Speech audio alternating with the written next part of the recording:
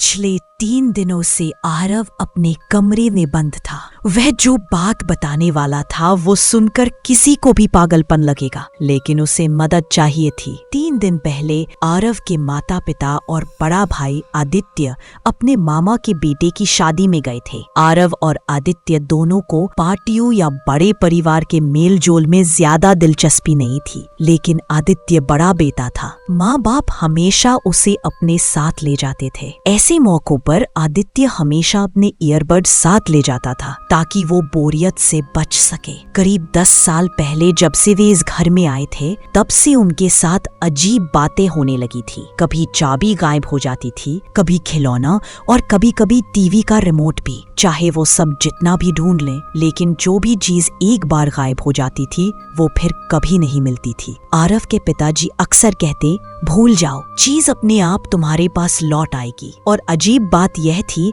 कि हर बार वह सही साबित होते। कुछ दिनों, हफ्तों या कभी कभी महीनों बाद वही चीज घर की बिल्कुल साफ साफ जगह पर मिल जाती। शुरू में परिवार ने इसे अजीब माना, पर धीरे धीरे इसे सामान्य मानकर जीने लग। उस दिन शादी के लिए निकलने से पहले आदित्य अपने ईयरबड्स ढूंढ रहा था, लेकिन उसे वो नहीं मिले। आरव ने भी पिताजी की वही बात दोहरा दी, भूल जाओ, अपने आप लौट आएंगे। आदित्य ने हंसकर कहा, उम्मीद है जल्दी मिल जाए। माँ पापा पहले ही कार में बैठे थे। आरव ने दरवाजे से उन्हें विदा किया। काश उसने ना किया होता। पूरा दिन वह रक्त सागर नाम की किताब पढ़ता रहा। पोर्च पर जाते समय वह किताब भी अपने साथ ले गया था और लौटते वक्त उसने उस किताब को खाने की मेज पर रख दिया, जो उसके कमरे तक जाने वाले गलियारे के दाईं ओर थी। फिर वह अपने कंप्यूटर पर बैठकर शाम तक गेम खेलता रहा। रात करीब 9 बजे उसने एक आवाज सुनी। ऐसा लगा कि जैसे कोई मोटी किताब लकड़ी के फर्श पर गिरी हो। उसने सोचा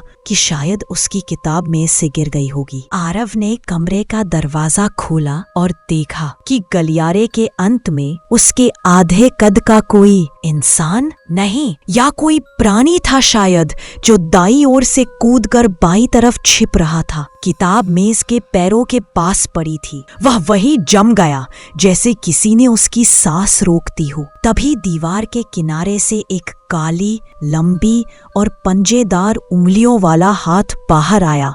उसने किताब उठाई और झटपट ओझल हो गया। और फिर थोड़ी देर बाद धीरे धीरे वह काली आकृति ने गलियारे के एक किनारे से आरव की ओर अपनी एक आंख निकलकर देखा, और एक पल के लिए आरव और उसकी आंखें मिली। आरव का दिल जोर जोर से धड़कने लगा। उल्टी होने जैसी हालत हो गई उसकी। उसने तुरंत अपने रूम का दरवाजा बंद करके ताला लगा लिया। बाहर से पैरों की आहट आई और आरव अपने कमरे के एक कोने में बैठकर फूट फूट कर रोने लगा। अब 3 दिन बीत चुके थे। कोई भी उसका कॉल नहीं उठा रहा था और ना ही कोई मैसेज का जवाब नहीं दे रहा था। उसका परिवार वापस नहीं लौटा था। कमरे के बाहर से अजीब अमानवीय आवाजें आ रही थी।